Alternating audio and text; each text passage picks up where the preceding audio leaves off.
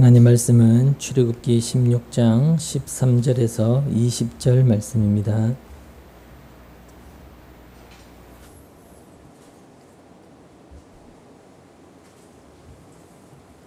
출애굽기 16장 13절에서 20절 말씀까지 같이 읽도록 하겠습니다. 같이 읽죠. 그날 저녁에 메추라기가 날아와서 진친 곳을 뒤덮었고 다음날 아침에는 진친 곳 둘레에 안개가 자욱하였다. 안개가 거치고 나니 이럴 수가 광야 지면에 마치 땅 위에 서리처럼 보이는 가는 쌀아기 같은 것이 덮여 있는 것이 아닌가. 이스라엘 자손이 그것을 보고 그것이 무엇인지 몰라서 서로 이게 무엇이냐 하고 물었다. 모세가 그들에게 말하였다. 이것은 주님께서 당신들에게 먹으라고 주신 양식입니다. 주님께서 당신들에게 명하시기를 당신들은 각자 먹을 만큼씩만 거두라고 하셨습니다. 당신들 각 사람은 자기 장막 안에 있는 식구 수대로 식구 한 명에 한 오멜씩 거두라고 하셨습니다. 이스라엘 자손이 그대로 하니 많이 거두는 사람도 있고 적게 거두는 사람도 있었으나 오멜로 되어보면 많이 거둔 사람도 남지 않고 적게 거둔 사람도 모자라지 않았다. 그들은 제각기 먹을 만큼씩 거두어 드린 것이다. 모세가 그들에게 아무도 아침까지 그것을 남겨두지 말라고 하였다. 그런데 어떤 사람들은 모세의 말을 듣지 않고 아침까지 그것을 남겨두었다. 그랬더니 남겨둔 것에는 벌레가 생기고 악취가 풍겼다. 모세가 그들에게 몹시 화를 내었다. 아멘. 기도하겠습니다. 오늘도 저희가 말씀을 보면서 하나님께서 원하시는 하나님 백성됨이 무엇인가를 우리가 또 배우기를 원합니다. 내 생각대로 살아가는 그런 신앙생활이 아니고 하나님께서 원하시는 바 하나님 백성다운 그 모습으로 그 상태로 살아갈 수 있도록 오늘도 이 말씀 안에서 주님의 뜻을 보게 하여 주시옵소서. 예수님의 이름으로 기도하옵나이다. 아멘. 신자가 성경을 볼 때 한 가지 잊지 말아야 될 중요한 사실이 있습니다. 그게 뭐냐면 이 성경 이야기가 남의 이야기가 아니고 바로 나에 대한 이야기, 우리들의 이야기다라는 그 사실입니다. 그래서 성경은 이스라엘에 대한 이야기를 하고 있지만 사실은 이스라엘만의 이야기가 아니고 오늘 우리들의 이야기가 되는 것이고 더 나아가 여러분 자신 그리고 저의 이야기가 되는 것입니다. 그래서 성경이라고 하는 것은 누가 성경을 보더라도 성경을 보는 바로 그 사람 이야기지 남 이야기가 아닌 겁니다. 그러니까 지금 성경을 보는 저와 여러분 나뿐만 아니고 미국 사람이 봐도 또 일본 사람이 보고 중국 사람이 봐도 그 사람이 예수를 진짜 믿는다면 바로 그 사람의 이야기가 된다는 이야기입니다. 물론 성경은 예수를 믿지 않는 사람들의 이야기이기도 합니다. 예수와 상관없는 사람들의 운명이 어떻게 되는가 이것을 성경이 분명히 말해주고 있기 때문에 결국 성경은 모든 인간의 이야기다 이렇게 이야기할 수가 있는데 여기서 이제 우리가 기억해야 될 중요한 사실이 있습니다. 그게 뭐냐면 성경이 지금 우리에게 이야기하고 있는 것은 예수를 믿지 않으면 심판받는다, 지옥 간다 그 이야기가 아닙니다. 성경의 이야기는 우리를 포함한 모든 인간은 다 심판을 받아야 되는데 그 안에서 자기 백성을 구원하셔서 하나님의 은혜와 사랑을 알게 하시는 하나님의 일이 있다는 것입니다. 그게 성경의 이야기입니다. 그리고 하나님께서 자기 백성에게 그 은혜와 사랑을 알게 하시는 이유가 뭐냐면 그것은 이 세상은 알 수도 받을 수도 없는 그 은혜와 사랑을 너희가 알고 그 은혜와 사랑을 증거해라, 드러내라. 그게 내 백성이다 라는 하나님의 취지가 이 성경에 담겨 있는 것입니다. 그렇기 때문에 이 성경은 결국 하나님이 택하여 부르신 하나님 백성들에 대한 이야기입니다.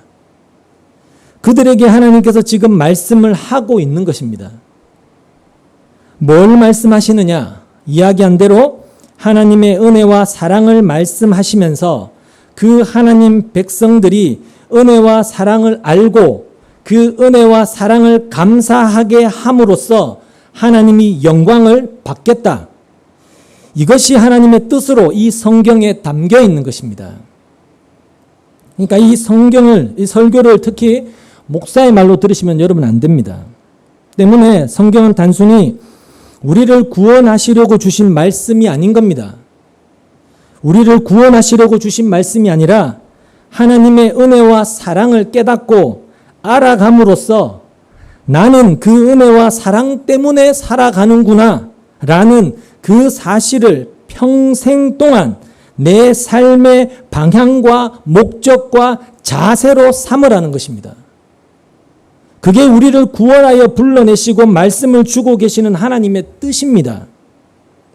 그러니까 하나님이 우리를 택하시고 구원하시는 것은 그저 나를 천국 보내겠다는 그런 단순한 목적이 아니고 말씀드린 것처럼 하나님의 은혜와 사랑이 무엇인지를 알게 해서 그 은혜와 사랑을 증거하는 내 백성으로 살게 하겠다.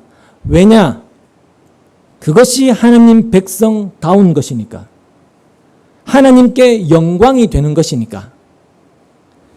그래서 이런 하나님의 취지와 목적을 알고 우리가 성경을 보는 것은 굉장히 중요한 일이 아닐 수가 없는 것입니다.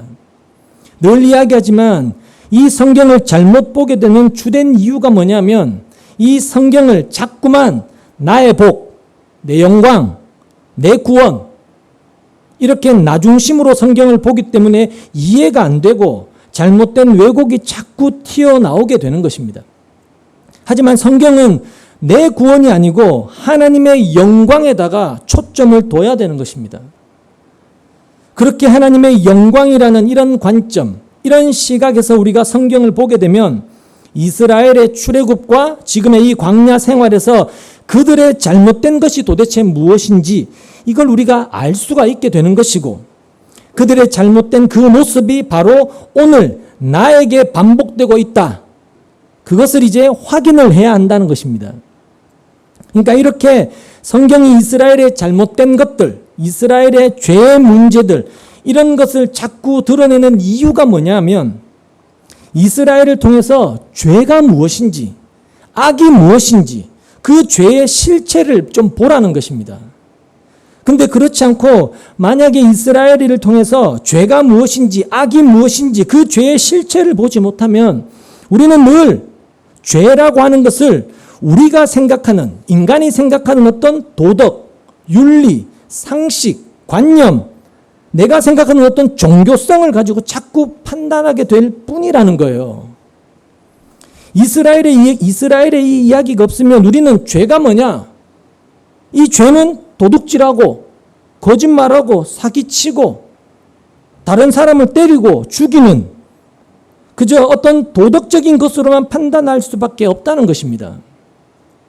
근데 이스라엘을 등장시킴으로 인해서 하나님이 이스라엘을 어떨 때 심판했고 어떨 때 이끌어 가시고 어떻게 뭘 가르치시는지 이걸 통해서 이렇게 하는 것이 하나님께 죄가 되는 것이구나. 죄라는 것이 이런 것이었구나. 이걸 알아가게 됨으로써 설령 내가 도덕적으로 윤리적으로는 남보다 바르다 할지라도 규칙적이고 규범적이라 할지라도 나는 죄인이구나. 나는 악한 자구나. 이걸 보게 하시는 것입니다. 그게 성경의 의도란 말입니다. 그래서 성경을 보게 되면 보게 될수록 제대로 본다면 세상에서 아무리 인정받고 높임받는 도덕군자라 할지라도 그 사람도 심판받을 죄인이고 바로 그 사람도 하나님의 은혜가 아니면 안 될 사람이다. 그렇게 생각이 자꾸 이끌려가게 되는 것입니다. 이게 바로 성경의 의도라는 것을 우리가 놓치면 성경을 여러분 진짜 잘못 보는 그런 결과를 초래할 수밖에 없는 것입니다. 자, 하나님이 이스라엘을 출애굽을 시키셨는데 아시는 대로 여러분 출애굽은 구원을 상징하는 것입니다. 죄와 사망에 갇혀있던 죄인된 자기 백성을 구원하시는 것을 출애굽으로 묘사하고 있는 것이죠. 그래서 어린 양의 피가 등장을 하는 것 아닙니까?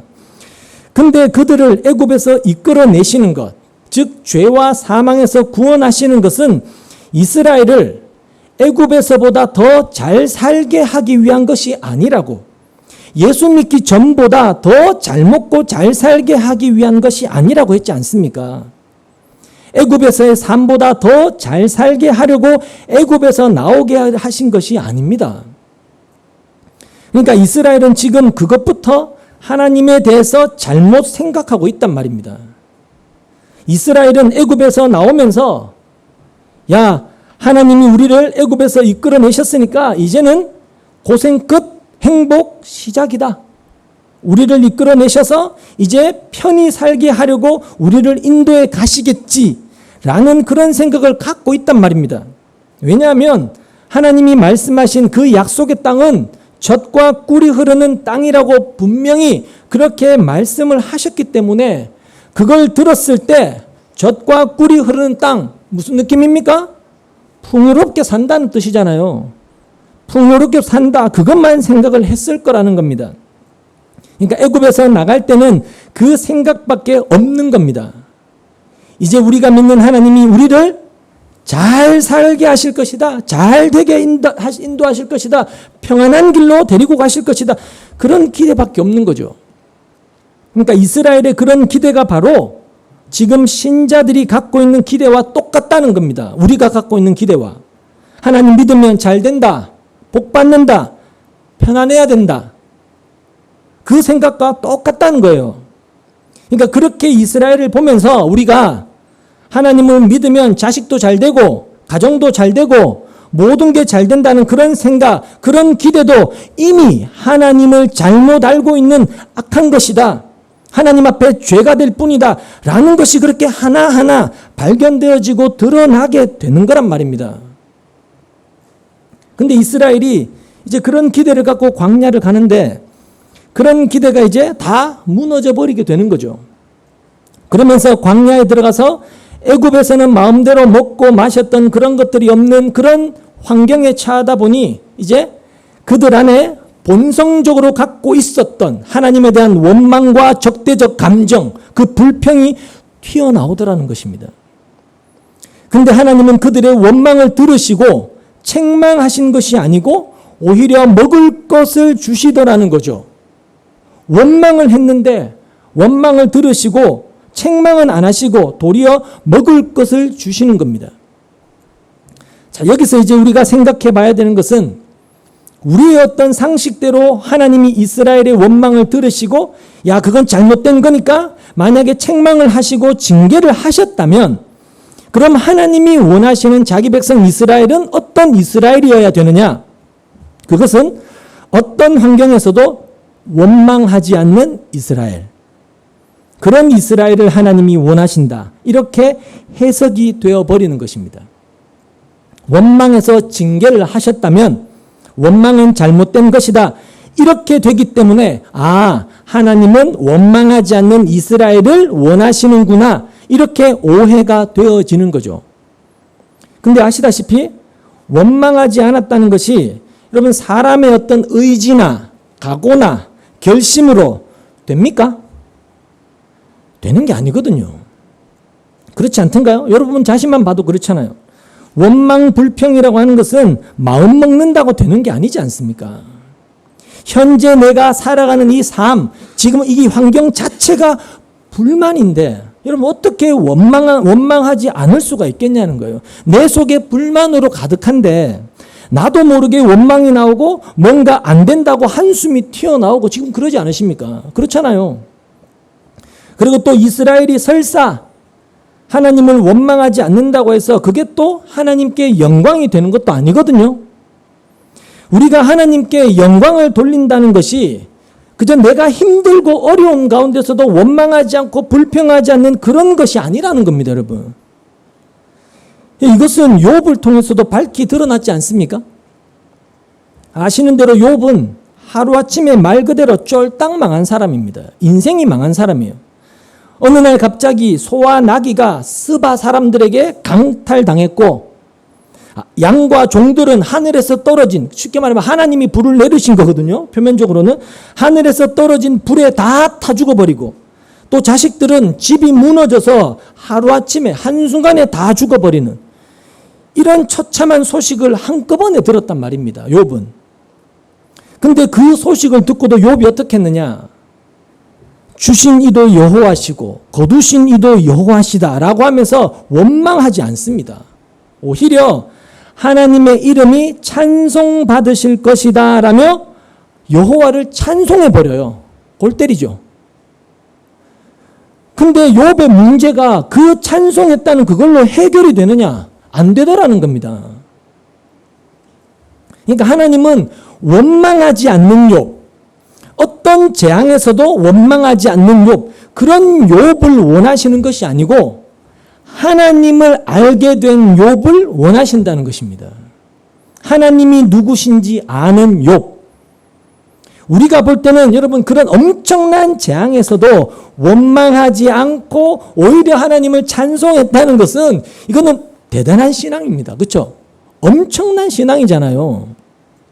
근데 원망하지도 않는 그것도 나는 하나님께 범죄하지 않겠다라는 그런 인간의 어떤 의지와 신념과 고집과 각오로도 가능하더라는 것입니다.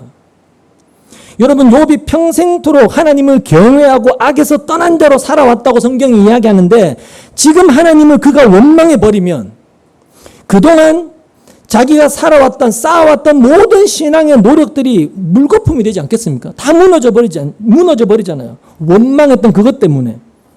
그러니까 내 평생에 쌓아온 이 신앙을 무너뜨리지 않기 위해서라도 길을 쓰고 발악을 하며 원망하지 않겠다. 그렇게 될 수밖에 없는 거예요. 그게 욥의 자존심이었단 말입니다. 신앙적 자존심. 근데 그 욥이 나중에 뒤에 가면 하나님을 만나고 하나님이 누구신지를 비로소 알게 되면서 자기가 가지고 있었던 그 자존심과 자기 고집으로 했던 모든 것들이 하나님을 알지 못한 채 했던 어리석은 것이었구나.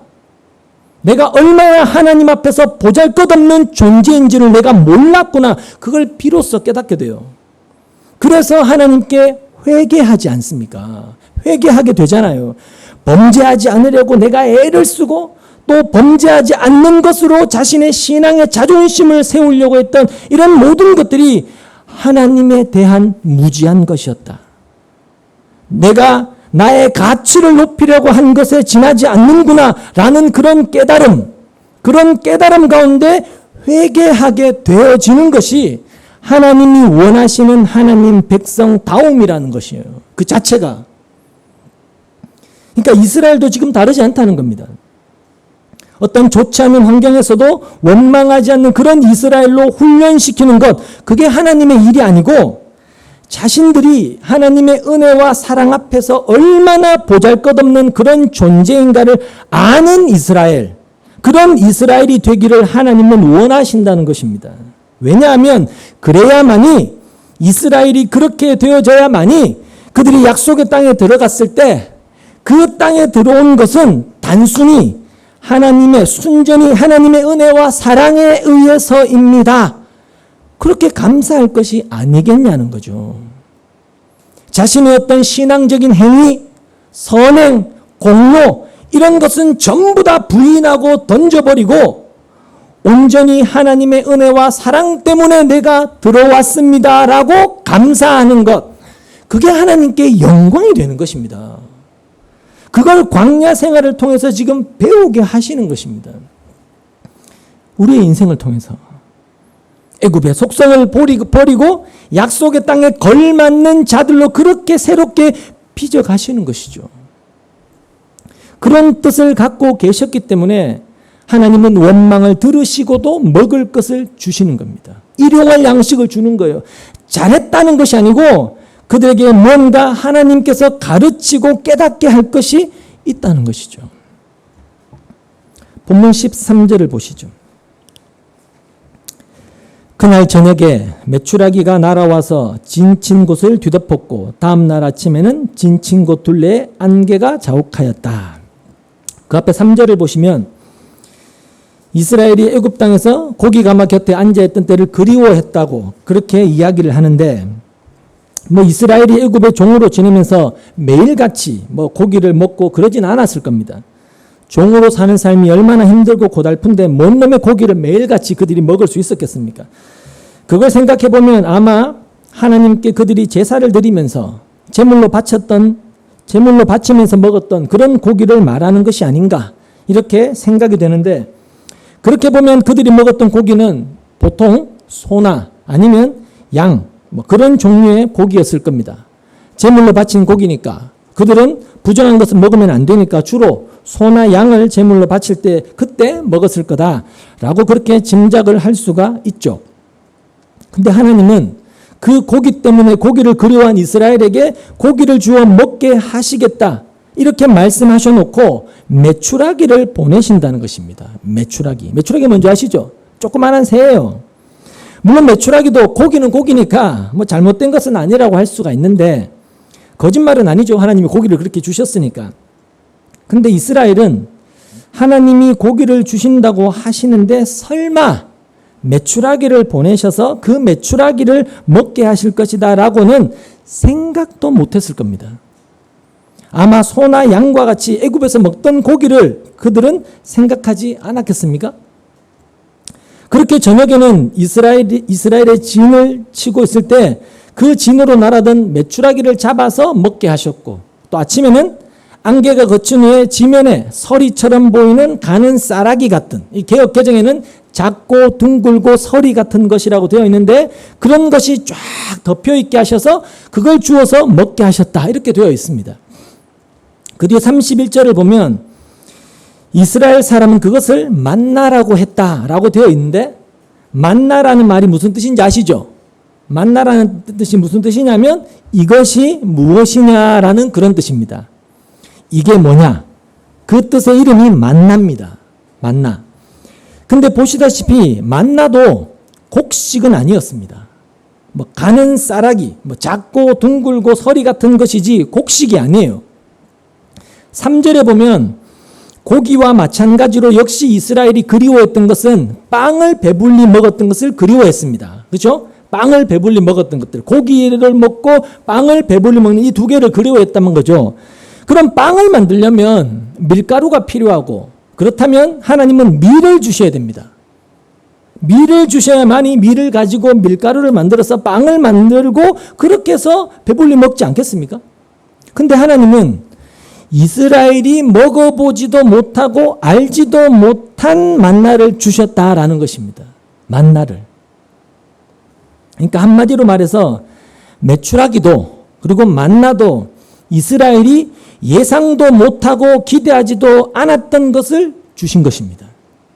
전혀 생각지도 않고 먹어보지도 않은 전혀 다른 음식을 주셔서 배부르게 하신 것이죠.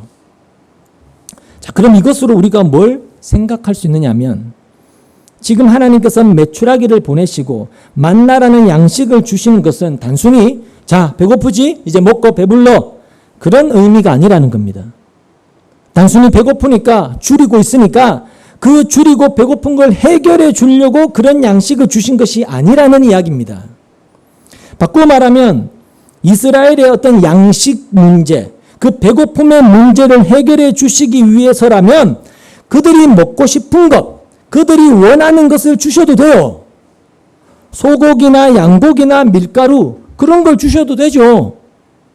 근데 하나님은 전혀 생각지도 못하고 먹어보지도 못한 것을 주셨다고 하는 것은 하나님이 주신 것을 너희들이 먹기는 먹되 다른 생각을 하라는 거예요. 딴 생각을 좀 하라는 거예요. 먹고 배부르다, 아이고 좋다, 감사하다, 그런 생각하지 말고 다른 생각을 하라는 것입니다.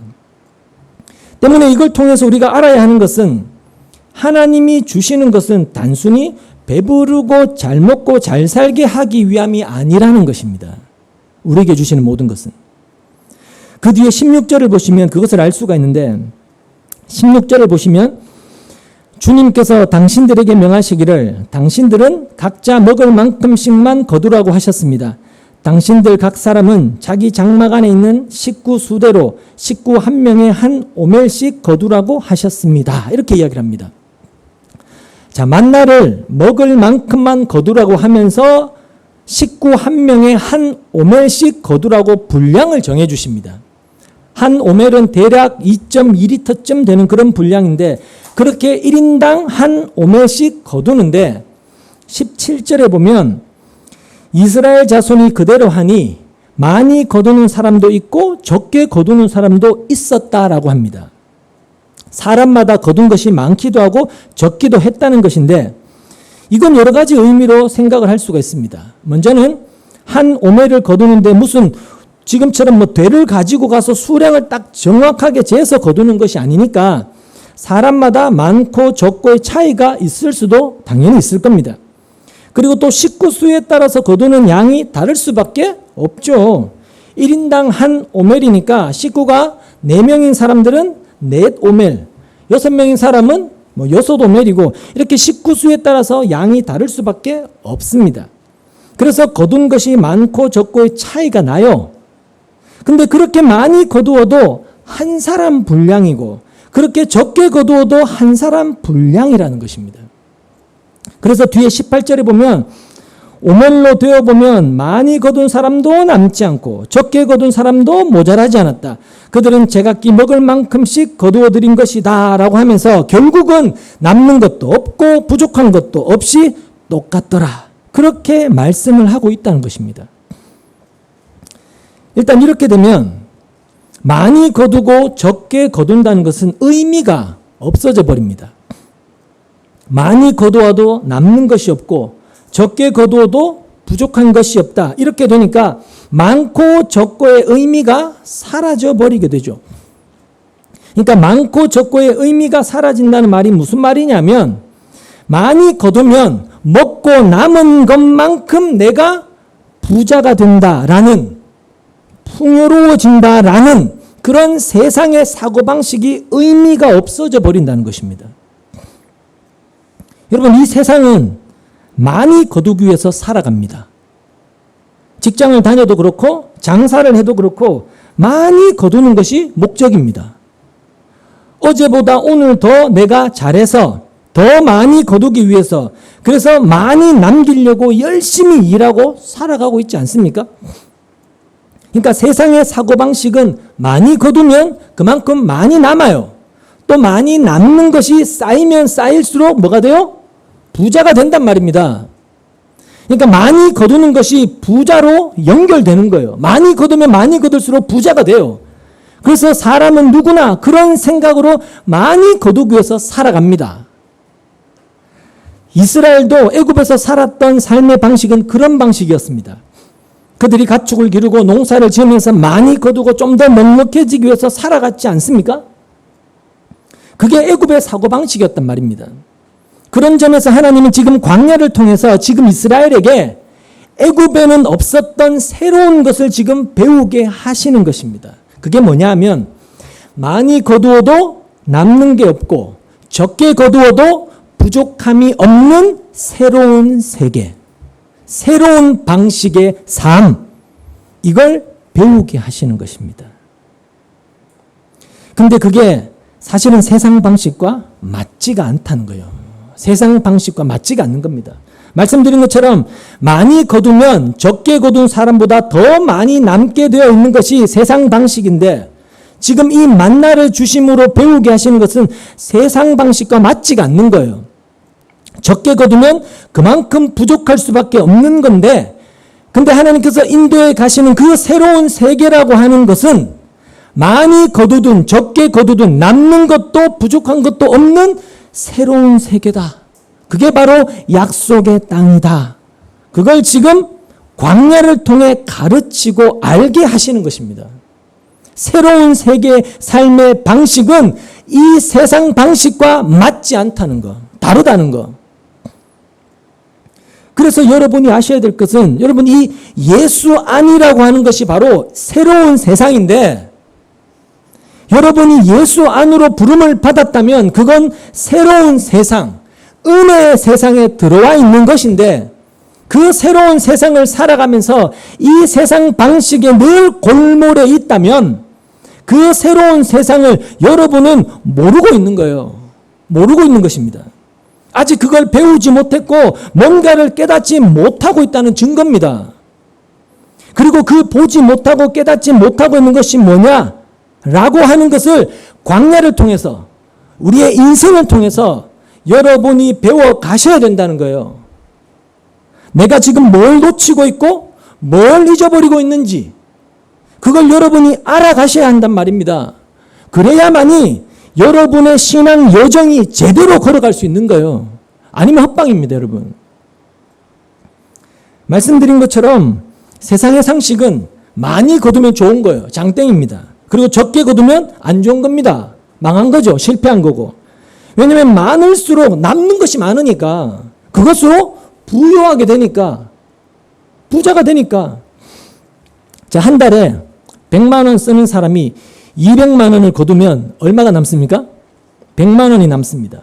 근데 90만 원을 거두면 얼마가 부족합니까? 10만 원이 부족합니다.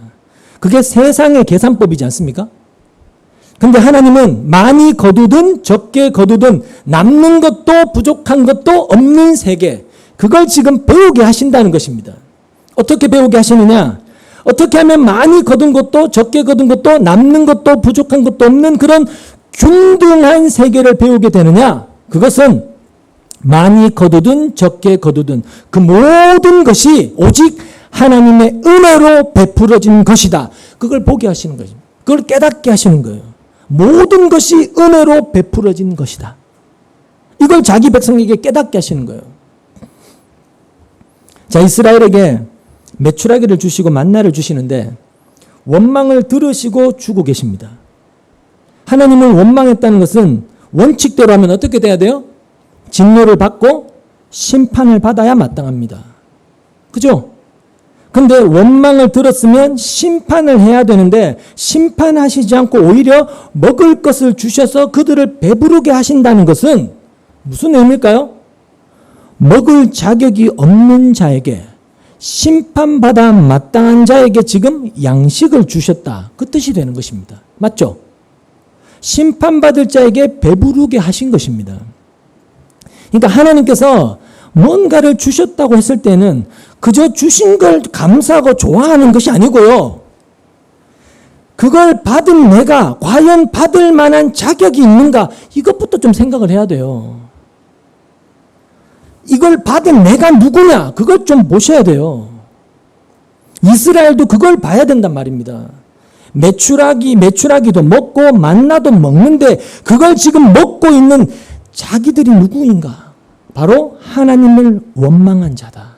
그걸 봐야 되는 거예요. 그랬을 때 원망을 들으시고도 배부르게 하신다는 것은 결국 배부를 자격이 없는 우리에게 주어진 하나님의 은혜와 사랑이었구나. 바로 이것이 광야에서 이스라엘이 배우고 깨달아야 되는 하나님 백성의 삶의 원칙이었던 것입니다. 그럼 하나님은 이스라엘에게 왜 그렇게 일하시느냐? 그걸 가르치려는 이유가 뭐냐? 결국 이스라엘로 하여금 애굽에서 살았을 때의 그 사고방식이 아닌 전혀 다른 사고방식의 새로운 사람이 되게 하셔서 새롭게 창조하셔서 약속의 땅에 들어가게 하시겠다는 것입니다. 애굽 사람의 방식이 아닌 새로운 사고방식의 사람으로 들어가게 하겠다라는 그런 하나님의 뜻이 거기에 들어있는 것입니다. 이어서 본문 19절을 보시면 19절 20절 같이 읽겠습니다. 시작. 모세가 그들에게 아무도 아침까지 그것을 남겨두지 말라고 하였다. 그런데 어떤 사람들은 모세의 말을 듣지 않고 아침까지 그것을 남겨두었다. 그랬더니 남겨둔 것에서는 벌레가 생기고 악취가 풍겼다. 모세가 그들에게 몹시 화를 내었다. 근데 여기에서 보시다시피 또다시 뭔가 뒤틀리게 돼요. 이게 우리라는 거예요. 여러분, 이거 아셔야 돼요. 이게 우리라는 거예요. 이걸 좀 볼 수 있어야 되는데 모세가 아침까지 그것을 남겨두지 말라는 것은 하나님 명령입니다. 모세의 말이 아니에요. 하나님이 만나를 주시면서 세우신 어떤 의미에서는 율례입니다. 율법과 규례라고 할 수 있죠. 근데 그들이 모세에게 순종하지 않고, 그러니까 하나님 말씀을 안 듣는 거죠. 그러면서 아침까지 그것을 남겨둔 겁니다. 남겨두는 거예요. 여러분, 아침까지 만나를 남겨둔 그들의 마음은 어떤 마음이었을까요? 여러분이라면 어떤 마음으로 그걸 남겨두시겠습니까? 무슨 마음으로 만나를 남겨두었을까요? 왜냐하면 내일 일을 모르니까. 그죠? 내일 일을 모르니까. 그러니까 오늘은 이렇게 만나를 거두는데 내일도 만나를 거둔다는 보장이 없다고 생각했기 때문에 그런 것입니다. 내일을 모르니까. 내일이 불확실하니까. 내일은 만나가 없으면 그럼 어떡하지? 불안하죠. 불안해지는 거예요. 그러니까 내일 일을 위해서 내가 미리 저축을 하는 거죠. 만나를 보관하는 거예요. 결국 이건 뭐냐면 지금 이스라엘은 하나님께서 먹게 하신다는 것, 그리고 먹게 하시는 것도 먹을 자격이 없는 자에게 주어지는 은혜라는 것, 이걸 이들은 까맣게 잊고 있는 것입니다. 나쁜 놈들이에요. 자, 만약에 오늘까지 내렸던 만나가 내일은 내리지 않아서 더 이상 만나가 없다고 합시다. 그러면 아니 왜 하나님 만나를 주시다가 안 주십니까? 어떻게 그럴 수 있습니까? 불만이 나올 것이 아니고, 맞습니다. 우리는 만나를 먹을 자격도 없는 자들입니다. 그래서 어제까지 먹은 것만으로도 너무 감사하고 그저 하나님의 은혜일 뿐입니다. 이렇게 나오게 되는 것이 하나님의 은혜와 사랑을 진짜 아는 거란 말입니다. 근데 이스라엘은 지금 만나를 거둠으로써 내일을 대비하는 거예요. 하나님이 안 주실 때, 없을 때를, 그게 이스라엘의 속성이라는 것이고 그게 하나님 앞에 악이란 말입니다. 죄란 말이에요. 하나님을 믿지 않고 뭔가 대비를 하는, 자기를 믿는 거잖아요. 또 만나를 거둠으로써 내일 만나가 없어, 만나를 많이 거둠으로써 내일 만나가 내리지 않아도 나는 내가 지금 남겨둔 이 만나가 있으니까 됐어, 괜찮아 라며 만나를 의지하고 있는 것이지 하나님을 의지하고 보는 게 아닌 거거든요. 그게 죄란 말입니다. 악이고. 그럼 이것도 우리의 모습이잖아요. 우리가 살아가면서 오늘도 일하고 먹고 살고 있는데 남은 것을 저축하고 그래서 내 손에 있는 그걸 바라보고 의지하고 하는 그런 것들이 뭐냐면, 내일 내가 욥처럼 모든 것이 한순간에 사라진다 할지라도 내 것이 아니니까, 내 게 아니니까, 내 건강이 됐던, 내 자녀가 됐던, 내 가정이 됐던, 심지어 내 생명이 됐던, 그건 내 게 아니니까, 나는 그걸 가질 자격이 또 없는 자니까 가져가셔도 나는 무방한 자다, 괜찮다, 이렇게 나오는 것이 옳은 것이고 그게 진짜 은혜를 아는 것인데 우리는 그렇게 못하는 겁니다. 못하잖아요. 오늘은 배부른데 내일은 배고프다, 먹을 게 없다, 그럼 어떻게 해요? 당장 불만이 터져 나오는 거죠. 그러니까 우리의 그런 악함들, 그런 죄들을 지금 이스라엘 통해서 보라는 거예요. 하나님이 너희가 이렇게 살고 있지 않느냐고, 네 자신을 좀 보라는 거예요. 그렇게 내일을 대비하기 위해서 남겨두었던 만나가 결국은 어떻게 돼요? 벌레가 생기고 악취가 나게 되는데, 쉽게 말하면 썩어버린 거죠. 그러니까 이걸 보면 여러분, 만나 자체가 가치 있는 게 아닌 겁니다. 만나는 아무 가치가 없는 거예요. 만나 자체가 가치 있는 것이 아니고 하나님은 그 만나를 통해서 진짜 가치 있는 그 하나님의 은혜를 알기를 원하시는데, 이스라엘은 하나님의 은혜를 보지 못하고 그저 만나만 쳐다보고 있는 것입니다. 저 만나가 나에게는 진정한 가치야, 그래서 나는 저것만 있으면 살 수 있어, 그 생각이 있는 거예요. 그런 이스라엘에게 만나는 썩어질 것밖에 안 된다라는 뜻입니다. 여러분, 무가치한 썩어질 것밖에 안 된다. 여러분, 우리에게 있는 그 무엇도, 우리가 지금 뭘 갖고 있다 할지라도 우리가 그걸 의지하면, 그래서 하나님이 안 주셔도 나는 그래도 내가 모아놓고 내가 가지고 있고 내가 바라볼 수 있는 내일 저걸로 내가 좀 살아가면 돼 라고 생각하고 계시다면, 여러분, 여러분에게 남아있는 그것은 뭐밖에 안 될까요? 썩어질 것밖에 안 되는 것입니다. 아무 가치가 없는 것이 될 겁니다. 만나를 아무리 남기고 모아봤자 그걸로 할 수 있는 것이 아무것도 없습니다. 성경 그걸 말해주는 거예요. 만나를 많이 남겨서 약속의 땅에 들어가는 것도 아니고요. 남겨놓은 그 만나는 그냥 썩어질 것밖에 안 되는 것들입니다, 여러분. 그러니까 하나님은 만나를 주시면서 그 만나를 네가 얼마나 많이 모았느냐 이걸 보시는 게 아니지 않습니까? 그걸 보시는 게 아니고 만나를 먹으면서 오늘 하루를 사는 것도 하나님의 은혜임을 네가 지금 알아가고 있느냐 이걸 보시겠다는 것입니다. 그리고 신자된 너희가 살아가는 것도 그와 같다. 그걸 보게 하시는 것입니다. 여러분 사람이 살아가면서 거두는 것은 모두가 같지가 않습니다. 똑같지 않아요. 사람마다 거두는 많이 거두는 사람이 있고 누구는 또 적게 거두는 사람이 있고 다 달라요. 다 다르죠. 근데 거두는 것이 다르지만 다르지 않는 것이 하나 있습니다. 그게 뭐냐면 많든 적든 모든 것은 하나님의 은혜로 각자에게 베풀어진 것이라는 거예요. 하나님의 은혜로 베풀어진 것이다. 많든 적든.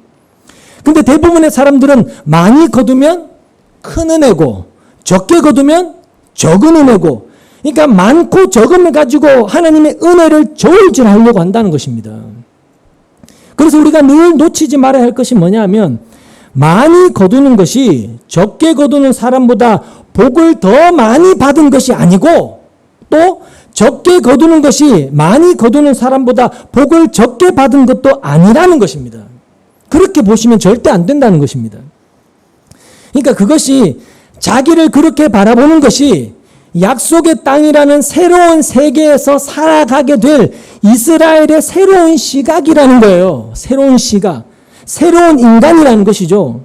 많이 거두든 적게 거두든 그걸 내 것이라고 할 자격이 나에게는 없고 또 적게 거둔다 할지라도 나에게 그것은 가질 자격과 가치가 없는 나에게 주어진 은혜다라고 그렇게 봐야 한다는 것이죠. 그게 새로운 세계로 들어온 새롭게 창조된 하나님의 새 사람의 새로운 시각이라는 것입니다. 그래서 이스라엘이 알지 못한 이 양식, 그 알지 못한 양식을 주신 것은 바로 그런 것들을 가르치기 위한 하나님의 뜻이 거기에 담겨 있다는 것입니다. 근데 여러분 이게 신약에서 이렇게 이야기가 연결이 되고 있다는 거죠. 고린도서 8장을 한번 찾아보시죠.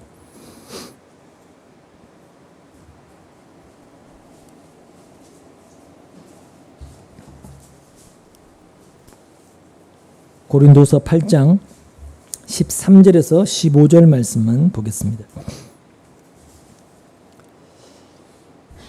같이 보겠습니다. 시작. 나는 다른 사람들을 편안하게 하고 그 대신에 여러분을 괴롭게 하려는 것이 아니라 평형을 이루려고 하는 것입니다. 지금 여러분의 넉넉한 살림이 그들의 궁핍을 채워주면 그들의 살림이 넉넉해질 때 그들이 여러분의 궁핍을 채워줄 수도 있을 것입니다. 이렇게 하여 평형이 이루어지는 것입니다. 이것은 성경에 기록하기를 많이 거둔 사람도 남지 아니하고 적게 거둔 사람도 모자라지 아니하였다 한 것과 같습니다. 이게 뭐에 대한 이야기인지 아시죠? 헌금에 대한 이야기입니다. 바울은 헌금에 대한 이야기를 하면서 오늘 본문 18절의 말씀을 인용해서 지금 이야기를 하고 있는 것인데 헌금에 대한 이야기가 많이 거둔 사람도 남지 않고 적게 거둔 사람도 모자라지 않는다라는 이 만나를 거두는 그 이야기와 지금 연결이 되어 있는 것입니다. 어떻게 연결이 되어 있느냐면 사람은 일단 헌금을 하면 그걸 자기 행위로 생각하지 않습니까? 내가 헌금했다. 내 행위로 생각을 하죠. 그래서 교회도 헌금을 많이 하고 적게 하는 이것을 가지고 신앙이 좋고 나쁘고의 여부를 판단하고 저울질을 하죠.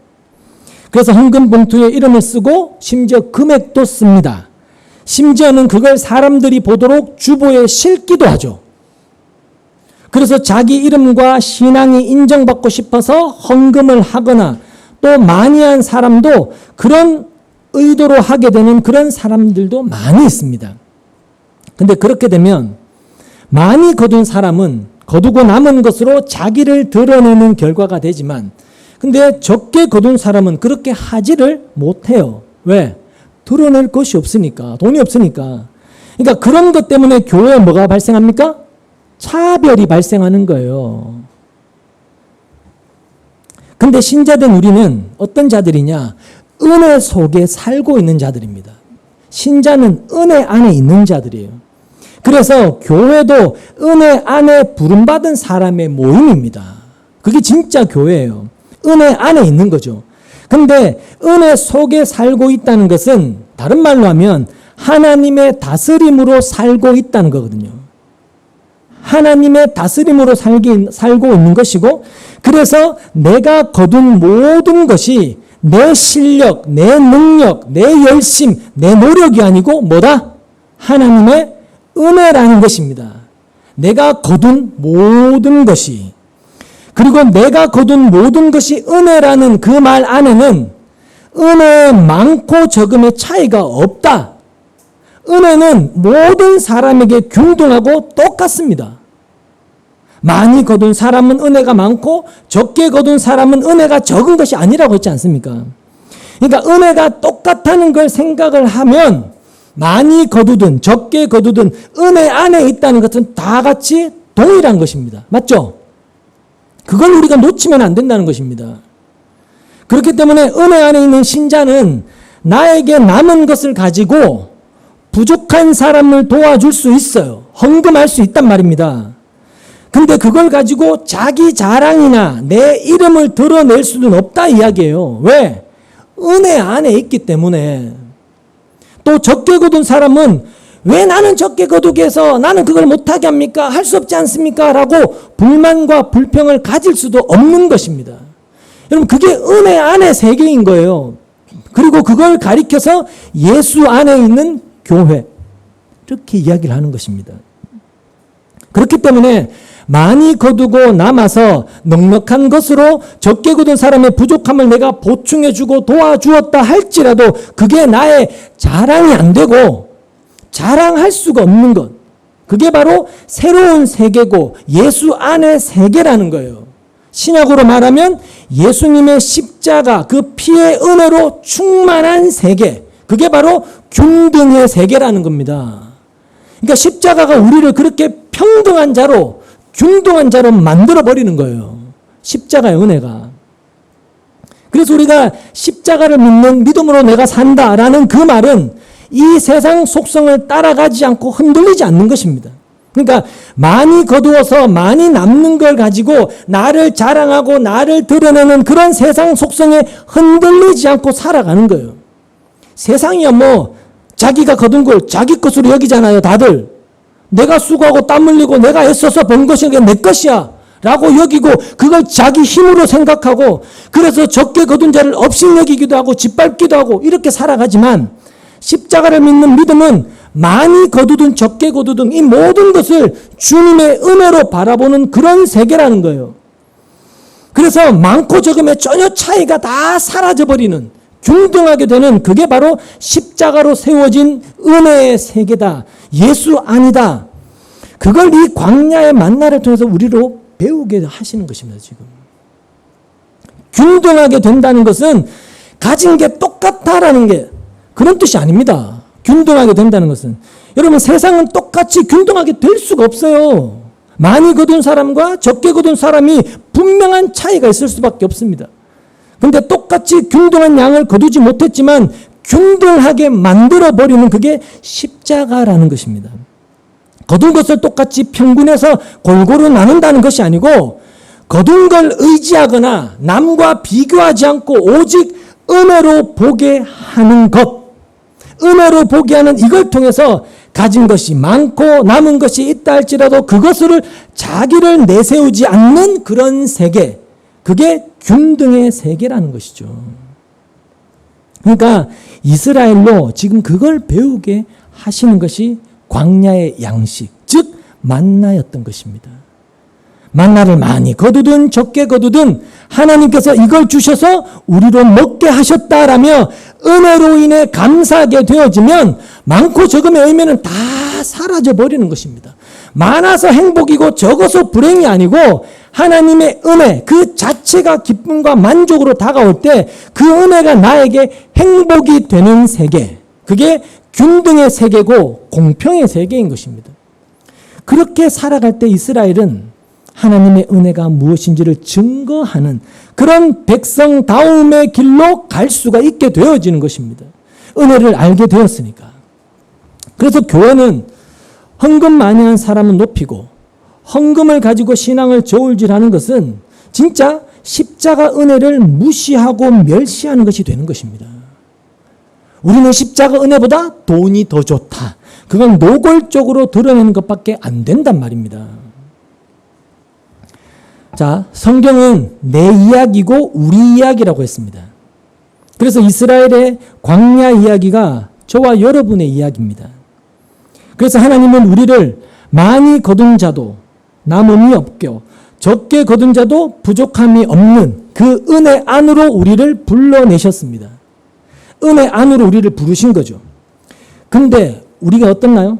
우리는 여전히 많이 거두어서 남기려고 살아갑니다. 늘 우리는 많이 남기려는, 그리고 많은 것을 모아서 내 것으로 삼고 내 힘으로 삼으려고 하고 내 미래를 대비하려고 하고 그렇게 우리는 살아간다는 이야기입니다. 또 남은 것으로 내가 어떤 보람되고 가치 있는 일을 해서 내 이름을 좀 드러내고 싶어 하기도 하죠. 헌금을 해서 사람들이 알아주면 좋겠고 내게 즐거움이 되고 내 이름을 드러내는 그런 걸 좋아하지 않습니까? 그러니까 그런 것들이 뭐냐면 예수님의 십자가 은혜로 사는 것보다 내 이름 높이는 게 나는 더 좋다. 그거라는 거예요. 그건 십자가의 은혜를 내가 멸시하는, 조롱하는 그런 결과밖에 안 되더라는 이야기입니다. 지금 우리에게 불만이 있고 불평이 있고 원망을 하게 되는 것도 사실은 지금 당장 심판받고 죽어 마땅한 내가 예수님의 십자가 은혜 덕분에 살고 있습니다. 이걸 전혀 생각하지 않고 있는 겁니다. 그러니까 지금 내가 어떤 존재인지 그걸 좀 보시라는 것입니다. 이 은혜라는 것이 보이는 게 아니라서 우리는 늘 그렇게 은혜라는 것을 무시하면서 그렇게 살아가고 있는 겁니다, 지금. 그게 현재 너의 모습이다. 이것을 지금 광야와 같은 이 세상을 살아가면서 확인하고 깨달으라는 거예요. 너 자신을 확인해라라는 것이죠. 이스라엘을 통해서. 그래서 광야의 삶이라고 하는 것은 우리가 원하는 대로 흘러가지를 않습니다. 하나님은 우리의 삶을 내가 원하는 대로 내 좋을 대로 이끌어 주시지를 않아요. 내가 원하는 대로 인생이 다 되면 내 인생에 만족이 있고 당연히 은혜를 이야기하면서 감사하고 찬송하고 그러지 않겠습니까? 누구라도, 불신자도 그러죠. 내 뜻대로 다 됐으니까. 근데 오히려 하나님은 불평과 불만이 있게 되는 그런 환경으로 밀어 넣으시면서 은혜를 말하는 내가 오히려 은혜를 짓밟고 멸시하고 있구나. 이걸 보게 하시는 것입니다. 은혜를 말하면서 은혜를 내가 무시하고 있구나. 그게 하나님의 일하심이라는 거예요. 어쩔 때는 많이 거두는 환경으로 집어넣어서 봐라. 너는 많이 거두니까 너는 너를 의지하네. 있는 거 보이는 거 그거 붙들고 의지하네. 그걸 알게 하시고 또 어떨 때는 적게 거두는 그런 쪽으로 인도하셔서 불만이 있을 때 봐. 너는 만족하지 못하고 감사하지 못하고 은혜를 모른 채 너는 불만이 있잖아. 그렇게 자기를 보게 하시고 결국 어떤 경우에도 우리는 늘 내가 중심이 되어서 나를 바라보는 가운데 살아가는 그게 우리인데 그런 우리의 원망을 들으시면서도 우리를 이끌어 가시고 예수 안에 붙여 놓으신다는 것입니다. 그래서 그런 나를 보게 되면 하루를 살아가도 오늘 하루도 죽어 마땅한 내가 하나님의 은혜로 살았습니다. 라는 그런 고백이 나오게 되는 것이고 그 안에서는 내가 오늘 얼마나 거두었냐, 얼마를 남겼냐, 이건 아무 의미가 없는 것입니다. 그냥 은혜로 살았습니다. 이렇게 모든 사람이 은혜 안에 모이게 되는 거예요. 그걸 뭐라 한다고요? 교회라고 하는 것입니다. 그래서 교회는 차등이 없어요. 차별이 없습니다. 균등합니다. 모든 게 균등하죠. 그래서 우리는 살아가면서 늘 예수님의 은혜가 아니면 나는 안 된다고 하는 더 깊은 절실함을 가져야 돼요. 하나님도 그렇게 일하고 계시기 때문에 그런 절실함이 신자라면 당연히 생기는 것은 지극히 당연하단 말입니다. 그러니까 하나님은 은혜의 절실함을 가지게 하기 위해서 세상 일을 내가 원하는 대로 이루어 주지를 않고 계신 것입니다. 그런 하나님의 일하심을 안다면, 그런 하나님을 우리가 진짜 안다면 우리는 그것이 도리어 감사가 되어야 돼요. 그러니까 하나님이 우리를 그렇게 인도하시는, 이스라엘처럼 불만이 있고 원망이 나올 수밖에 없는 그런 환경으로 밀어넣으셔서 힘들게도 하시고 그렇게 일하시는 이유가 뭐냐면, 우리가 창세전에 택하시고 부르신 하나님 백성이기 때문에 그렇단 말입니다. 여러분, 백성이 아니라면 그냥 내버려 두시는데, 백성이기 때문에 백성답게 세우시고 백성답게 살게 하시려고, 백성으로 새로운 시각을 갖게 하시려고 그렇게 인도해 가시는 것입니다.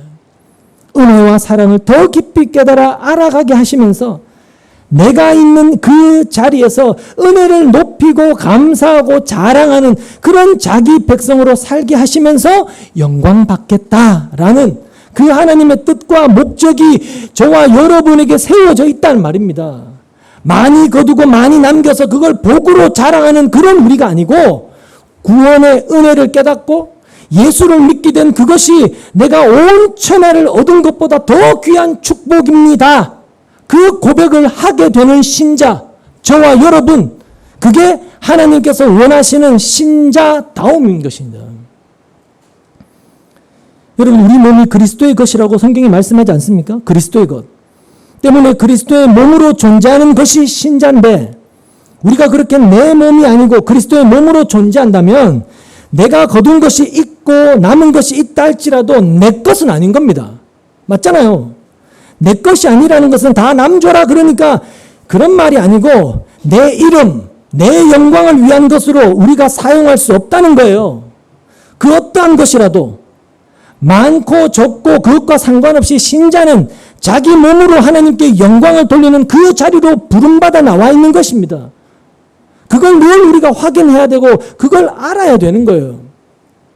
여러분, 아침까지 남겨두지 말아라. 분명히 말씀이 있는데 모세에게 순종하지 않고 더러는 아침까지 남겨두었다는 것은 말씀드린 대로 내일을 모르니까 대비하자.